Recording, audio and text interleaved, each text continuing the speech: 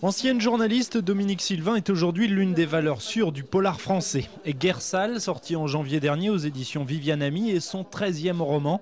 Un roman qui signe le grand retour de son héroïne, Lola Jost, ex-commissaire de police, amenée cette fois à enquêter sur un scandale politico-financier entre la France et l'Afrique. C'est en fait Lola qui part à la recherche de son traumatisme fondateur, parce que dans le premier roman de la série, Passage du désir, on apprend qu'elle a quitté la police complètement dépitée un an avant la retraite parce que son jeune adjoint, un policier d'origine africaine, était mort dans des circonstances atroces. Et donc là, 5 ans plus tard, avec le 5e roman de cette série, j'amène Lola à reprendre son bâton de pèlerin et à enquêter pour savoir ce qui s'est passé. Loin des affaires africaines, Craig Johnson, l'invité vedette des 48 heures du polar, nous plonge dans l'univers américain. Originaire du Wyoming, cet ancien policier est venu présenter le nouvel épisode des aventures d'un shérif au grand cœur qui lui a été inspiré par 2 figures de la littérature française.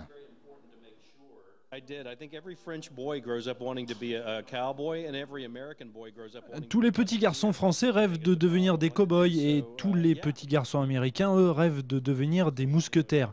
Et en fait, j'étais un petit peu différent des autres parce que quand j'étais enfant, je ne voulais pas être d'Artagnan. Non, je voulais être Athos. Et il y a du Athos dans mon personnage de shérif.